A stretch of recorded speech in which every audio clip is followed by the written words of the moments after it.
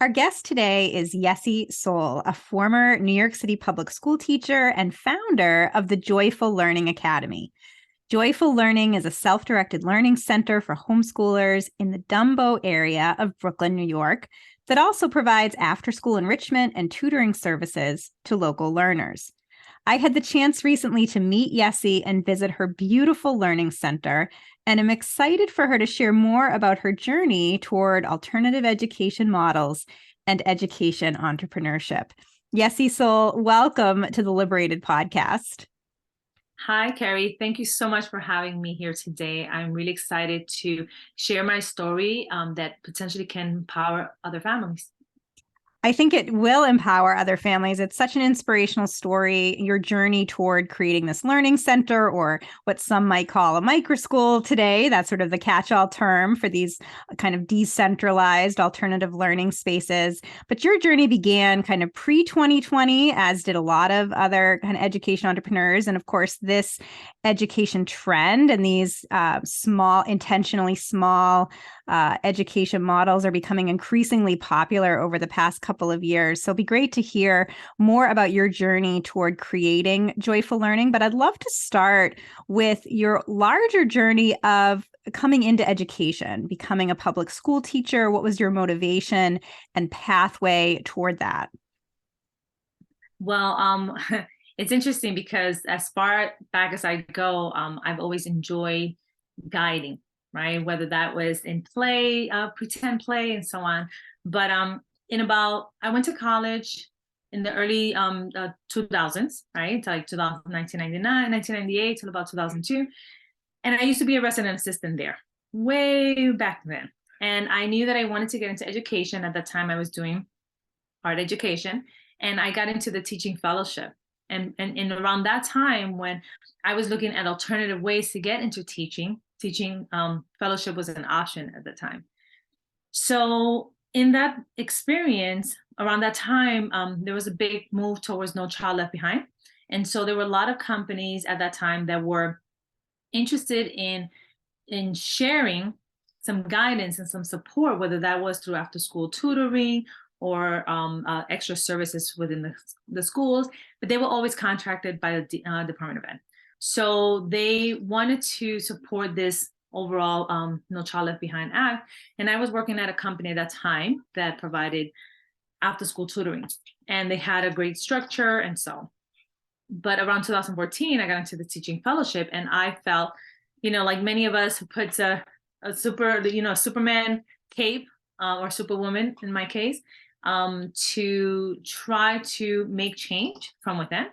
So I went in knowing that I was going to be a force in a way. And I started obviously in my classroom, and I guided my kids, and I really empowered them to know who they were as human beings. And I know that I was there to present a curriculum in general, because that's my job, that's my role. I knew that ultimately I was put on this earth to really be more of a spiritual guidance for my little ones, and to support the families that came attached to that, right? Because a lot of families at that time, I provided support for a lot of families that were coming to the US, right? So a lot of families from many other countries, families in shelter systems, and so. And I wanted them to really understand what the educational system was like in order to better make choices for their kids. So that's how I started. In almost the 20 years in the classroom experience, I always felt that my connection was closer to the family than it was with the overall administration and school support and so on, because change always comes first from within the family. So that's how I got into education, and I, kind of take it one step further, but that was my initial push. Yeah. And so then your decision to begin to explore kind of alternative education or out of system learning options was prompted largely by your own children, right? You're sort of thinking about your own family experience and wanting to provide a more personalized, more individualized education environment for your family. So maybe you could talk a little bit about how that came to be and what the sort of earliest iterations of joyful learning looked like. Well, yes, it was a personal choice that I took upon to move forward, because one of the things that when you are in the system, you get to see the ups and downs that happen within trying to maintain a balance, not only with behavior management, but also with data that's collected in order to show improvement throughout time. So even though I wasn't a parent then, I knew that there was so much that I can do as a teacher, so much power that I had. And then magically, when I became a parent, it was just this magical transition in my understanding, because I wasn't fully, truly connected to the parents, because I didn't know their real journey. Who was that miracle child that their parents were so eager to create, right? So I didn't really understand the family bond that comes along until I became a mom myself. And so in my motherly powers, I tried to make choices for my kids that would allow them more of an open space where they can be themselves in whichever power they were coming from, right? With whichever force they were coming from, and not let it be, sort of held back because of expectations, units of studies, assessments, rubrics showing performance and all of that. And I know that obviously I focus mostly on elementary level, even though I'm licensed up to high school. I knew that a soul comes with its own, pathway, and it wants to really take that pathway with guidance, support, and safety overall. That some of that was subdued a little bit by the schooling system. And I wasn't sure if I wanted my kids to experience that. And so when did you and how did you start Joyful Learning, kind of before it became the learning center that it has become, where you do have other adult facilitators that work with you, but it really started even more informally. Maybe you can talk a little bit about the time frame for that and what it looked like then. Of course. Well, the saying, it takes a village to raise a child. It truly is true, right? Because even though I knew the pathway that I wanted to take with my family, I felt alone in that process because I felt that I was sort of going against the current. But at the same time, going towards the current that belonged to me, right? Where the sort of river splits and you have one direction goes to the left and the other one to the right. So through time and through experiences that we unfortunately didn't have control over, I was able to meet a lot other amazing families that were also looking for options, families that felt lost in the process, right? Scared in the process and unsure. And here I am, someone who's been in the schooling system, confident in my role as a teacher, being able to see progress and improvement throughout the academic, livelihood of that schooling experience for my students. I was also scared, right? I was like, how am I going to do this? How am I going to do this? And how am I going to also balance work, family, and all of that in between? So the concept of Joyful Learning started with us as parents, as a community of parents, looking at and maintaining the excitement of learning. When our little ones will open up their eyes wide because they had such they were just bubbling with joy in order to be able to learn something new, or a lot of hands-on experience with kids is what we wanted. So we wanted to hold on to what does it mean to be joyful beyond happy, right? The happiness sort of sits in the moment, sits because of cause and effect of something else. But to really truly hold joy is because you are just grateful for the things around you. So obviously a little close to the pandemic, it was quite a journey because you ask for this.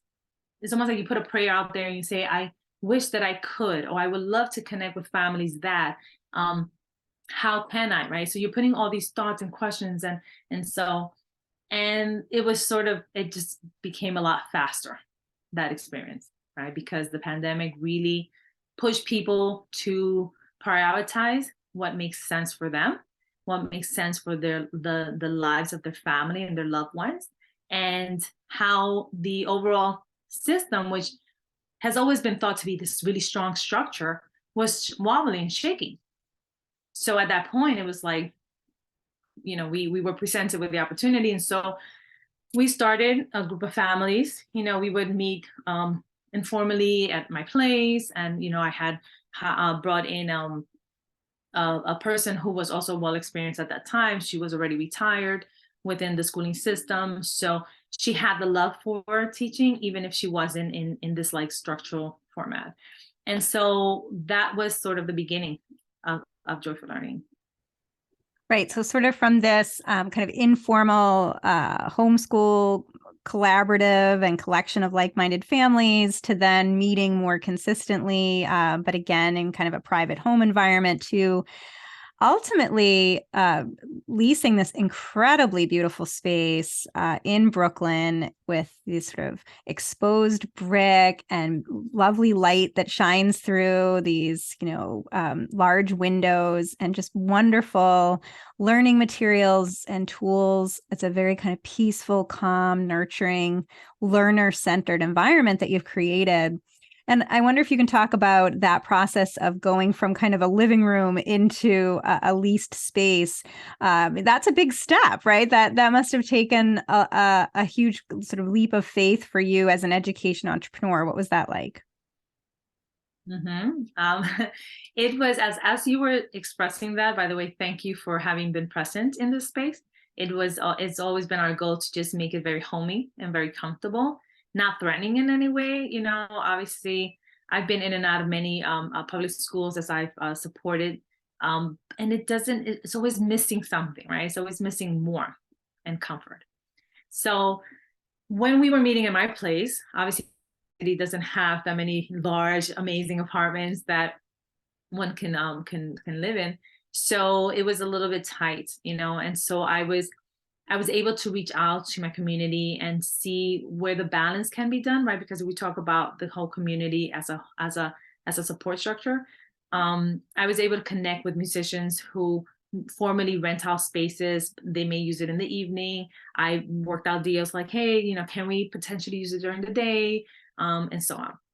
But we knew one of the things is that within the regulations, we are also we're walking that fine line between wanting to create our own, but we're also knowing that we do walk the other fine line of man-made laws and rules and regulations, right? So the state of New York doesn't allow you to register yourself as a private school or microschool, which is a concept that is sort of umbrellas all of these different alternatives.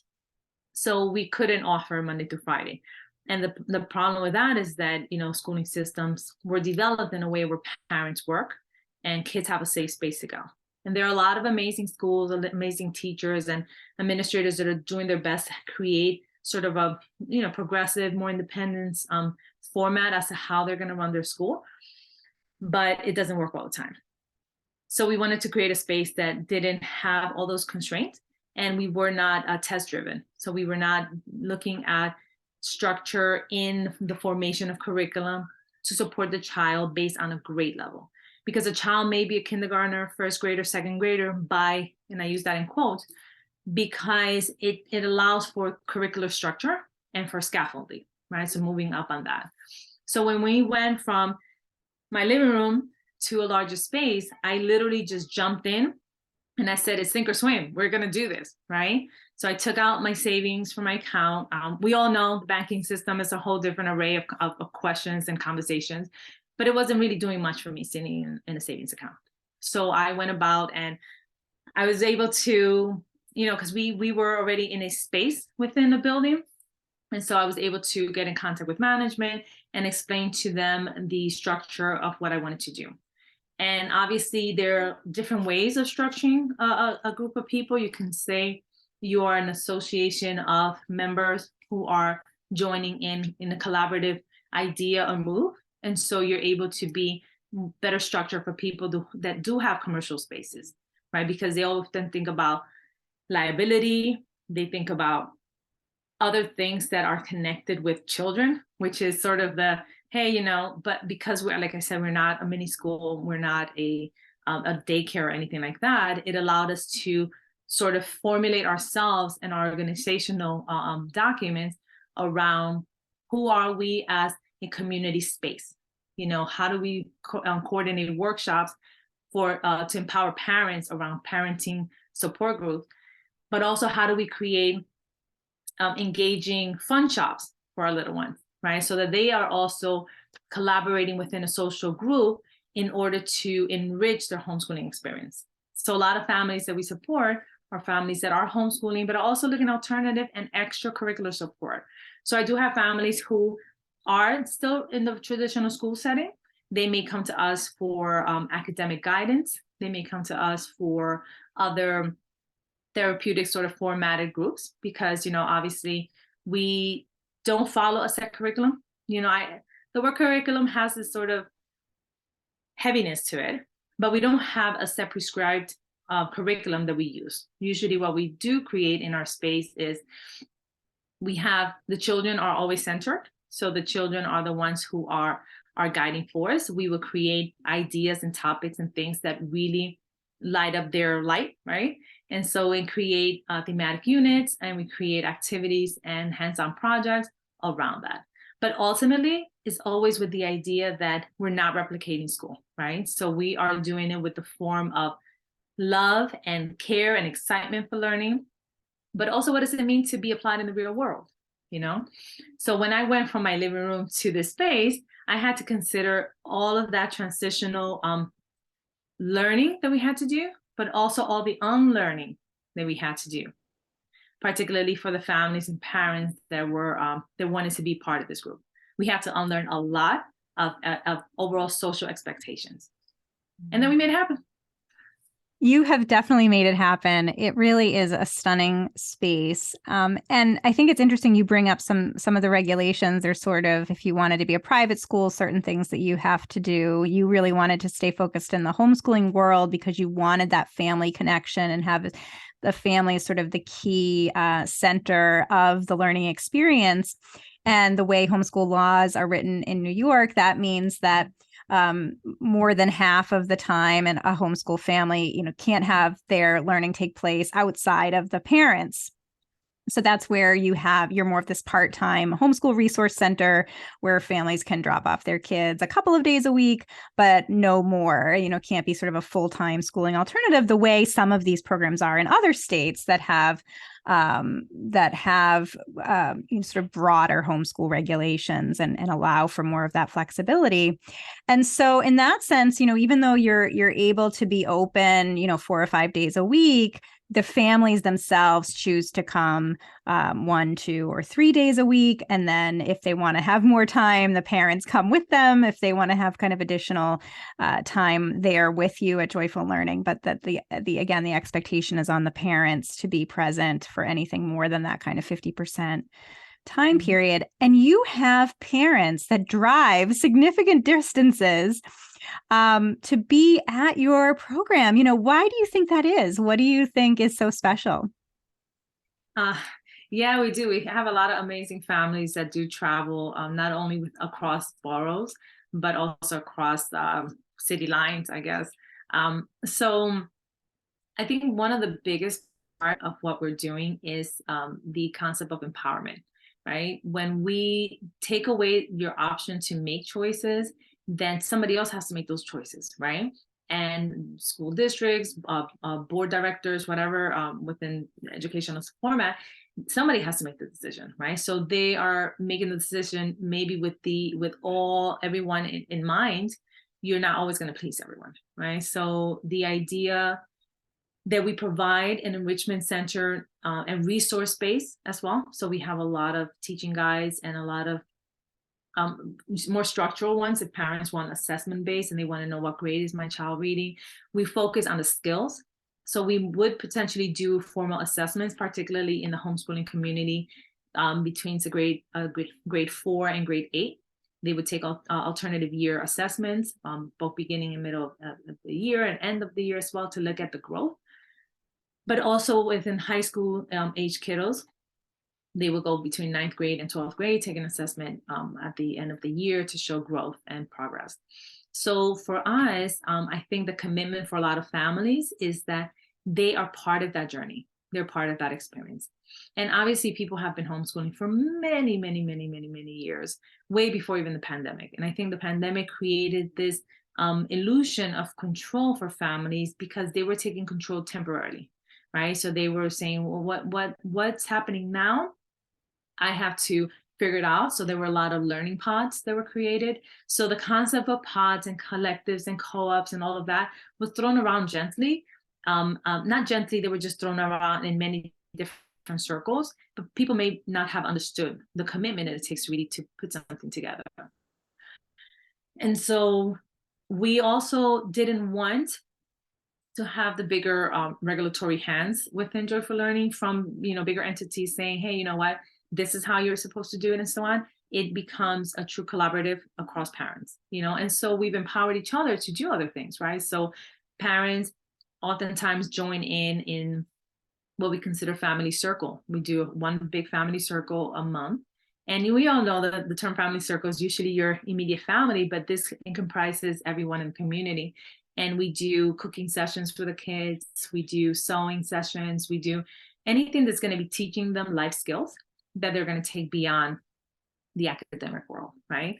And so even considering what the academic world is, we've held family circles that are around skill-based topics, right? So we'll say today, this month's family circle in connection with academic guidance groups. So we have one big family circle a month. We have about every 3 weeks, we have a academic based guidance group for the families. Usually we meet through Zoom, and it's mostly based on how to teach a child to read, how to teach a child to write, and how to really dive deeper into topics. But the core of it always is, how are the kids handling that learning experience? What challenges are rising? And being able to help them right away, rather than waiting for a progress report mid-year or progress report that. So I think the families that do travel to us, and families within the boroughs, are families that really are really excited about that experience. Because, as homeschooling families ultimately, and outschooling families, right? Because the term homeschooling is also very heavy as is, right? So curriculum, homeschooling, pods, microschools, they only come in with the power that people give those words and the meanings that they give it. Because homeschooling doesn't happen in the home. It literally happens in the world. So if you wanted to coin a phrase, just say world schooling, right? Because a child is part of this environment. A child should learn the same way that I talk to my kids and I talk to my adult friends. You learn for a purpose. So you learn to read so that you know that as you're reading different genres of reading, you may be reading something that's more opinion-based. What are the clues that give you an idea that that's opinion-based? Or maybe you're reading more of a factual, informational book, right? So the reader not only learns to decode, but they learn to really dive deeper into, why am I becoming a reader in this world? The same with writing, right? You go into writing not only to express a story or express a moment, but you're also influencing. There's a concept of, you have an audience. You're gonna either try to persuade them in one way because you think that doggies are better than cats. I don't know, as an example, and you want to say, well, let me tell you why, and you sort of persuading them. So there's this magical exchange in becoming a writer, right? You're always gonna bring light to people's day in one way or the other. So Joyful Learning as a bigger concept and model is the learning experience for everyone, the kids, the family, the community members, and being empowered and knowing that you're building all these skills and you're learning for the world and through the world. It's going to really be more impactful on our children than other schooling models, So that's how we really try to maintain the magic within Joyful Learning. Oh, it's so great. So, Yessie, you're basically at capacity in your Brooklyn location and are starting to think about opening up additional locations in some of the other boroughs. You have people interested in maybe helping you to do that. And I think it's really interesting when we think about microschooling or these homeschooling collaboratives. They often are, the founders often do want to expand them, but they want to do so laterally, kind of retaining that intentionally small, personalized learning environment as opposed to becoming one giant co-op or one giant private school, for example. And that's very much what you're thinking about too. I wonder if you can talk about your kind of expansion plans. Of course. I think that when you are seeing something grow, you really have to observe it for a while, right? To see the rhythm that it takes for that to start growing a little bit at a time.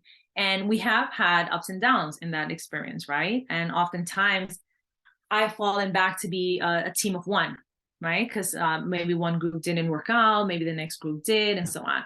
So there's a learning curve in wanting to do something like this.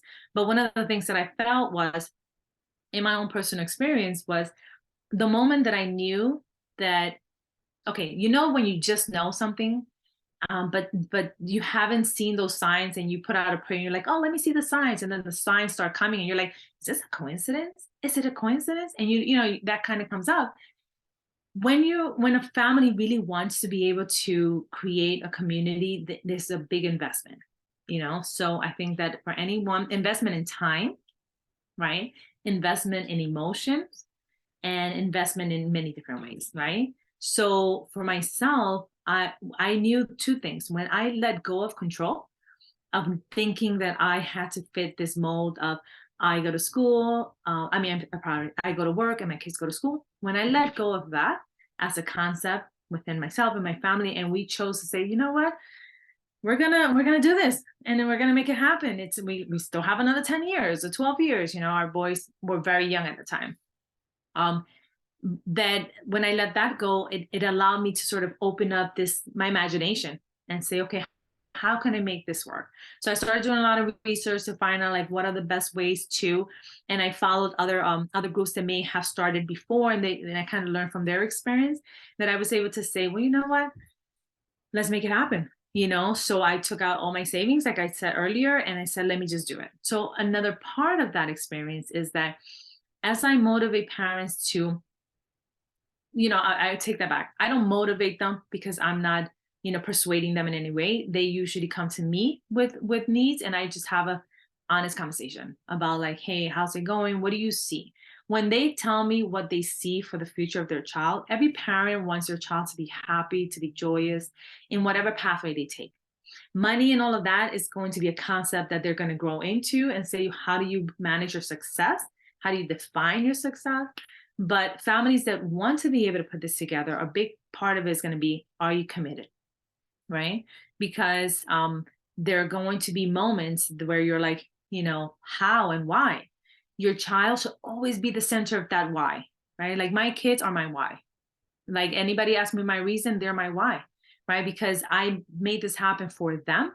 I probably would have not, I probably would have been part of the journey and the experience for other people. But I think my why, which is my boys, allow me to push even further and go faster, right?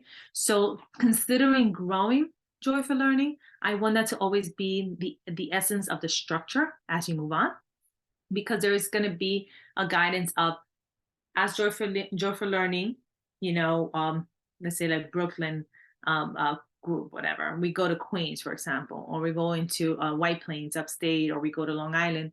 That the families are going to have to be a core of that, because then at that point, like I said, as an organization, we wouldn't say, do this, follow this curriculum, follow that curriculum, right?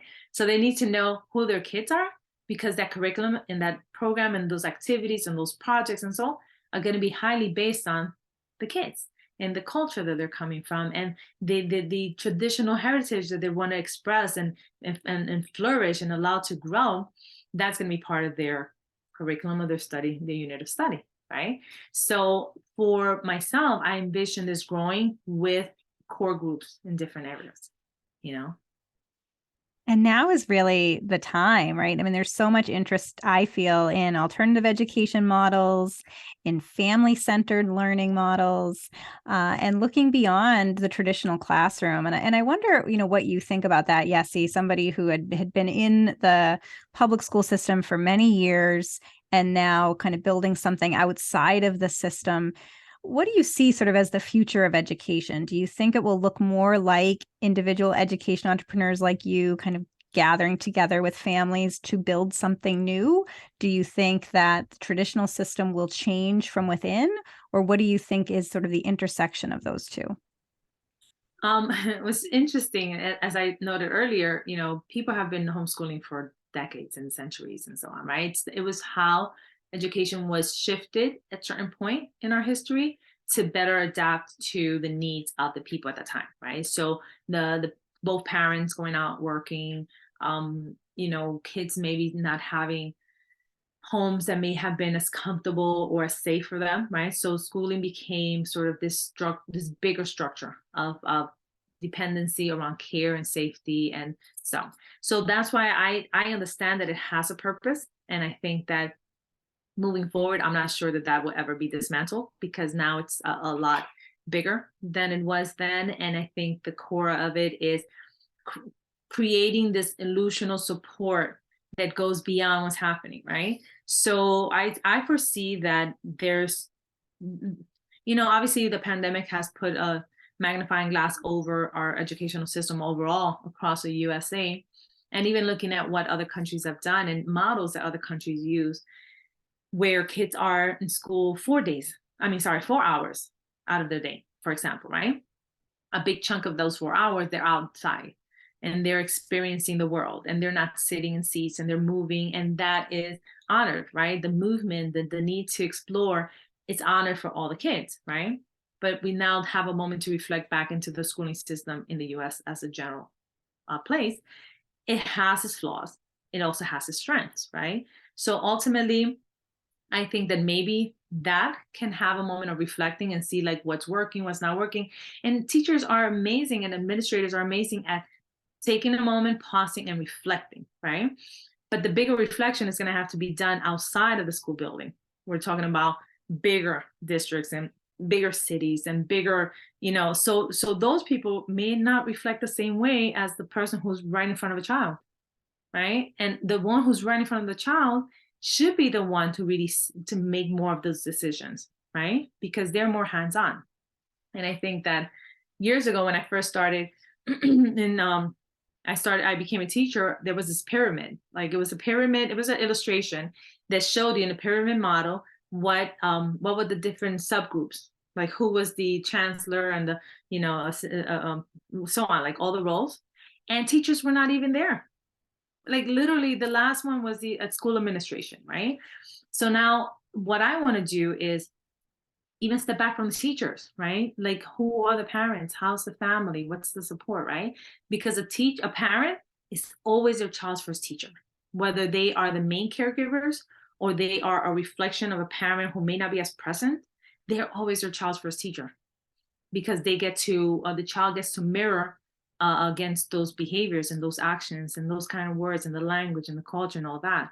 So hopefully in the future we can have a bigger revamping of what we have now within the system, but also empowering families to be able to make choices and to look at what it really means to be involved in your child's learning experience. Not always easy, because it takes a lot of juggling. You juggle life, you juggle family, you juggle work, but then the child should always be at the center core.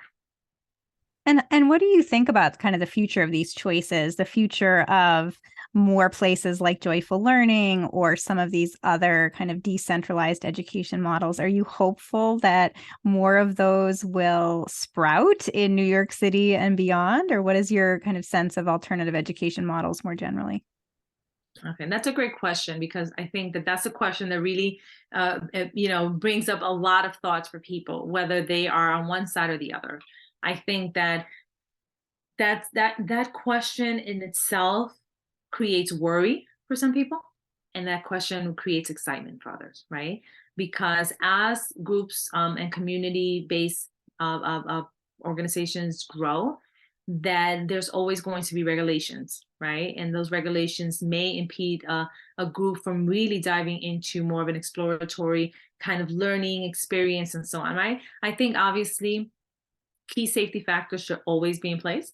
So if you are going to choose to make these choices for yourself and start a group and open up a center of whichever kind, that safety, right? So you have all those safety structures, but you also do background checks to whoever you're bringing in, right? Like at Joyful Learning, we always do background checks to whoever is coming to teach a class and to be present with the kids. And a part of that is also having the parents there, right? So that the child is never by themselves, and there's a lot of safety factors, right?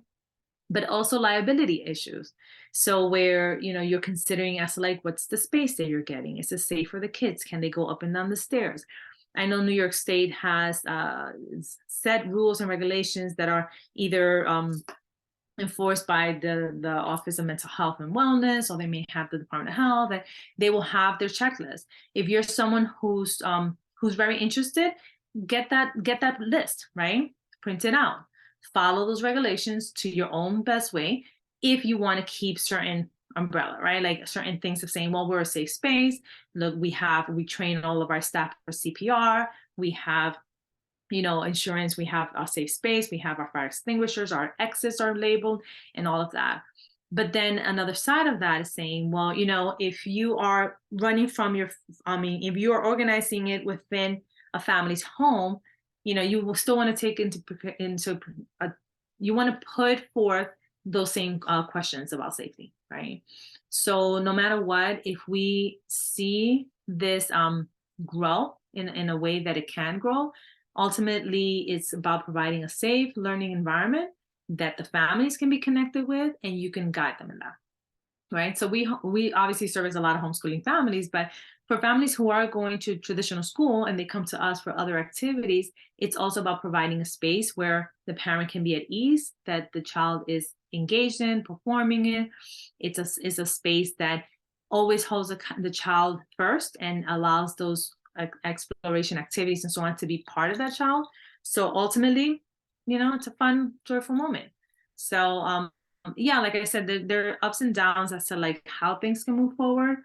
But I think that when someone is ready and they're okay with the risks, then it should be a no-brainer. And so that's great advice. Yes, you kind of knowing the landscape, knowing what some of the regulatory barriers might be, knowing just kind of what your families are looking for and the environments that they're coming from so that you can meet their expectations with a safe, joyful learning space. So, I wonder kind of your larger advice and maybe retrospective perspectives on your experience, looking back to being an education entrepreneur, not only over the past couple of years of kind of finding this beautiful space, but even before that in your living room, what advice would you give to an aspiring education entrepreneur now that you maybe wish that someone had given to you as you got started? Well, I do remember my first year. Every teacher or every person or every human being is going to give you advice, and they're going to say, "You try it this way, or try that way," But I think that the person who is seeing the bigger picture and they understand the barriers that are present in their current teaching position, and they want to jump into the entrepreneurship side, I would say go for it, right? Because you will be creating your own style as to what fits best, but ultimately what's the service you're going to provide. It should always be a win-win, right? So you want the families to have the experience of knowing that they're part of that learning experience for their kids, right? Whether they are hiring a tutor that has great reputation because the parents took the time to research that person, really finding alternative curriculum that may be more attuned to what the family believes in, looking at all the resources that they can in order to better provide for their kid. And so if you're going to be the person who says, I want to take a lead on that, you're coming in there with an open heart, with an understanding mind, right? Because you may not always reach everybody, but knowing that you're doing it for the love of it, right? For the love of wanting to make change in one way or the other. And so that's always going to be at the core of that decision, right? So my advice will always be go in, smile in the process, right? Because you're going to need that encouragement. And when times get tough, just take a moment and say, you know what? I see the bigger picture, right? A lot of families that come to us may always hold back because they feel like, what, how am I going to spend this money? How am I going to do so and so, right? Which is another side of education overall. So we have this public school idea system of like, oh, it's public education, is free, but then you're still paying through it through taxes and other sides, right? So the parent who's shifting over, or the entrepreneur who wants to shift over from teaching over to their own ways, money is always going to be a point of conversation, right? It's going to be like, how do I take this risk? How do I spend this money? Why? But it's an investment. If you shift your way of thinking and you're going to now take that pathway, not only to help your child, but also to be in the position to help families, to help their children, you have to be okay with those risks, because you're ultimately building good karma, right? You're building good karma, not only for yourself and the families that you're going to help, but knowing that the gratitude that they're going to express to you will come through those monetary points, right? And that's not even the point. The point is to go beyond that, right? So yeah. So it was worth the risk then, Yessie. It was worth that leap, tapping into your savings, all of the investment. It's been worth it for you. Because of my boys, right? They're my why. And I think that if I were to say they're just happy kids, you know, they're happy kids. They didn't experience the shift that a lot of us have experienced through the pandemic, because I've made sure that they stay happy, that they're kids, that they don't have to hold the stress of the world, right?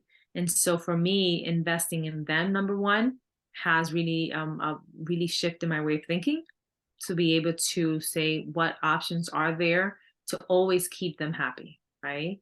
Mm-hmm. And like a parent, obviously every parent's gonna do their very best, and there are going to be ups and downs, but that's why you need community support, right? You need also to be able to help the parent feel like they can do it, And you are really providing that support and that encouragement and that community for the families that you serve, both through the kind of daytime resource center as well as the after school enrichment and tutoring services that you provide. So if my listeners and viewers want to find out more about Joyful Learning, what is the best way for them to do that? So right now we have both on Instagram and Facebook, we are the Joyful Learning community. It's at the Joyful Learning Academy, as well as our website. So you can come in through the joyfullearningacademy.com and just sign in, drop in your email, and we'll keep you connected to all the newsletters. One of the things that I wanted to mention as well is that for families, in no way as a service provider are we persuading anybody or motivating anybody to take another pathway that they've already made the choice for, right? So families who are coming to us and are still comfortable and are okay within regular schooling system, we're there just to also empower them to be advocates for their kids, right? So that if they choose a pathway that makes sense best for their family, right? Because every family has a different rhythm. Every family has a different need.